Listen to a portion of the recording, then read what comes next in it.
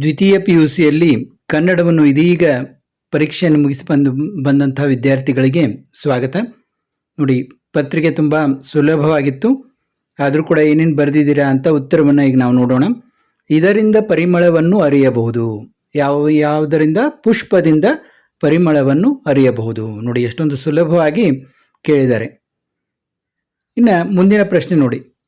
ಚಿಗುರೆಂದು ಮೇಲೆ ಬೇವು ಸ್ವಾದಬಹುದೇ, ಚೇಳ್ ಚಿಕ್ಕದೆಂದಳ್ ಕರಿಂ ತೆಗೆಯಲ್ ಕಚ್ಚದೆ ಪಾಲನೂಡಿ ಪಣಿಯಂ ಸಾಕಲ್ಕೆ ವಿಶ್ವಾಸಿಯಂ ಖಗಮಂ ಹಾಕುವೆನೆಂದು ಗೂಗೆ ಮರಿಯಂ ಸಂಪ್ರೀತಿಯಂದೋರುವರೆ ಪಗೆಯಂ ಬಾಲಕನೆಂಬರೆ ಹರ ಶ್ರೀ ಚನ್ನಸೋಮೇಶ್ವರ. ಈ ಪದ್ಯ ಭಾಗಕ್ಕೆ ಸಂಬಂಧಿಸಿದಂತೆ ಕೆಳಗಿನ ಯಾವ ಹೇಳಿಕೆಗಳು ಸರಿಯಾದ ಜೋಡಿಯಾಗಿವೆ? ಇಲ್ಲಿ ನೋಡಿ, ಶತ್ರುವನ್ನು ಕಿರಿಯವನು ಎಂದು ಭಾವಿಸಬಾರದು, ಚಿಕ್ಕದೆಂದು ಯಾವುದನ್ನು ಉಪೇಕ್ಷಿಸಬಾರದು. 2 ಮತ್ತು 4.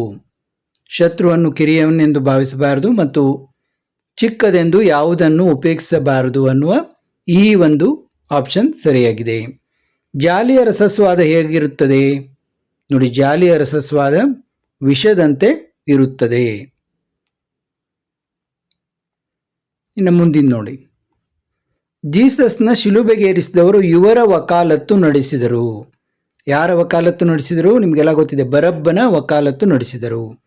ಕವಯಿತ್ರಿ ಸುಕನ್ಯಾ ಮಾರುತಿ ಹೇಳುವಂತೆ ಜನರಿಗೆ ಇದಕ್ಕೆ ಗತಿ ಇಲ್ಲ. ಯಾವುದಕ್ಕೆ ಗತಿ ಇಲ್ಲ? ಗಂಜಿಗೆ.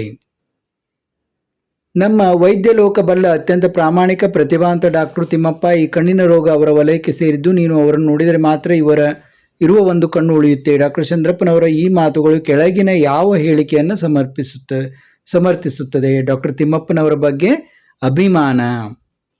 ನೋಡಿ, ವೈದ್ಯ ಲೋಕ ಬಲ್ಲ ಅತ್ಯಂತ ಪ್ರಾಮಾಣಿಕ ಪ್ರತಿಭಾವಂತ ಡಾಕ್ಟರ್ ಅಂತೆಲ್ಲ ಹೇಳ್ತಾರೆ. ಅಂದರೆ ಅವ್ರ ಬಗ್ಗೆ ಅವರಿಗೆ ಅಭಿಮಾನ. ಇದು ಕಲಾಂ ಅವರ ಆತ್ಮಚರಿತ್ರೆ ಹೆಸರು. ನೋಡಿ, ತುಂಬಾ ನೇರವಾಗಿದೆ. ವಿಂಗ್ಸ್ ಆಫ್ ಫೈರ್, ಅಗ್ನಿಯ ರೆಕ್ಕೆಗಳು ಅಂತ ಕನ್ನಡದಲ್ಲಿ. Wings of fire. ನಿರೂಪಕರ ಗೆಳೆಯ ಪ್ರಕಾಶ್ ಇವರು ಏನಾಗಿದ್ರು? ಇಕಾಲಜಿಸ್ಟ್ ಆಗಿದ್ರು. ಇನ್ನು ಆನೆ ಶಾಸ್ತ್ರವನ್ನು ಹೀಗೆಂದು ಭವಿಷ್ಯ ನುಡಿದಿದ್ದ. ಏನಂತ ಭವಿಷ್ಯ ನುಡಿದಿದ್ದ? ಈ ಆನೆಯಿಂದ 5 ಜನ ಪ್ರಾಣ ಕಳೆದುಕೊಳ್ಳುತ್ತಾರೆ. ಆನೆ ಎಷ್ಟು ದೊಡ್ಡ ಪ್ರಾಣಿಯಾದರೂ ಸುಳುವೆ ಕೊಡದೆ ತಂಗಾಳಿಯಂತೆ ಓಡಾಡಬಲ್ಲದು ಎನ್ನುವುದು ನಾಗರಾಜನ ಸರ್ವಿಸ್ನಲ್ಲಿ ಎಷ್ಟೋ ಸಾರಿ ಗಮನಕ್ಕೆ ಬಂದಿತ್ತು. ಅದಕ್ಕೆ ಅವನು ಮೈಯೆಲ್ಲ ಕಣ್ಣಾಗಿ ಕುಳಿತಿದ್ದ. ಇಲ್ಲಿ ಆನೆಯನ್ನು ಕುರಿತು ಹೇಳುವ ಮಾತಿನಲ್ಲಿ ಮೂಡುವ ಭಾವವೆಂದರೆ, ಆನೆ ದೊಡ್ಡ ಪ್ರಾಣಿ, ಅದು ಸೂಕ್ಷ್ಮವಾಗಿ ವರ್ತಿಸುತ್ತದೆ. ನೋಡಿ, ಆನೆ ದೊಡ್ಡ ಪ್ರಾಣಿ ಆದರೂ ಕೂಡ ಅದು ಸೂಕ್ಷ್ಮವಾಗಿ ವರ್ತಿಸುತ್ತದೆ. ಇನ್ನು ಬಿಟ್ಟ ಸ್ಥಳಗಳಿಗೆ ಆವರಣದಲ್ಲಿ ಕೊಟ್ಟಿರುವ ಉತ್ತರಗಳಿಗೆ ಸೂಕ್ತವಾದನ್ನು ಆರಿಸಿ ಬರೆಯಿರಿ ಎಂದಲ್ಲಿ ದುರಾಸೆ ಹುಡುಗನನ್ನು ನಿರಾಕರಿಸಿದವರು. ನೋಡಿ, ನಿಶಾ ಶರ್ಮಾ 11ನೇದ್ದು. ಕನ್ನಡದ ಮೂಲಕ ಕಲಿತು ಶ್ರೇಷ್ಠ ವಿಜ್ಞಾನಿಯಾದವರು CNR ರಾವ್ 12ನೇದ್ದು. ದಣಿಗಳು ಹೊಳೆಯ ಹೂಳೆತ್ತಲು ಸೂಚಿಸಿದ್ದು ಯಾರಿಗೆ ಸೂಚಿಸಿದರು? ಕುದುಪನಿಗೆ 13ನೇದ್ದು. ಕುದುಪನಿಗೆ. ನೋಡಿ, ತುಂಬ ಸುಲಭ ಇದೆ ಈ ವರ್ಷದಂತೆ. ಇನ್ನು ಕತೆ ಹೇಳಬೇಕೆಂದು ಮನೋರಮೆ ಕೇಳಿದಳು. ಯಾವ ಕತೆ? ರಾಮಾಯಣದ ಕತೆ. ಅಲ್ಲಿ ರಾಮಾಯಣ ಅಂತಿತ್ತಲ್ಲ, ರಾಮಾಯಣದ ಕತೆ. ವೀರೇಂದ್ರ ಸಿಂಪಿಯವರ ದೃಷ್ಟಿಯಲ್ಲಿ ಹಳ್ಳಿಯ ಚಹಾದ ಅಂಗಡಿ ಏನಂತ ಇತ್ತು? ವಾರ್ತಾ ಇಲಾಖೆ ಅಂತಿತ್ತ. ವಾರ್ತಾ ಇಲಾಖೆ. ನೋಡಿ, ಏನಂತ ಇತ್ತು? ವಾರ್ತಾ ಇಲಾಖೆ. ಯಾವುದು? ಹಳ್ಳಿಯ ಚಹಾದ ಅಂಗಡಿಗಳು ವಾರ್ತಾ ಇಲಾಖೆ ಇದ್ದಂತೆ. ಇನ್ನು ಹೊಂದಿಸಿ ಬರೆಯಿರಿ. ನೋಡಿ, ಅದು ಕೂಡ ತುಂಬ ಸುಲಭ ಇದೆ. ಕದಡಿದ ಸಲೀಲಂ ತಿಳಿವಂದದೆ ನಾಗಚಂದ್ರ.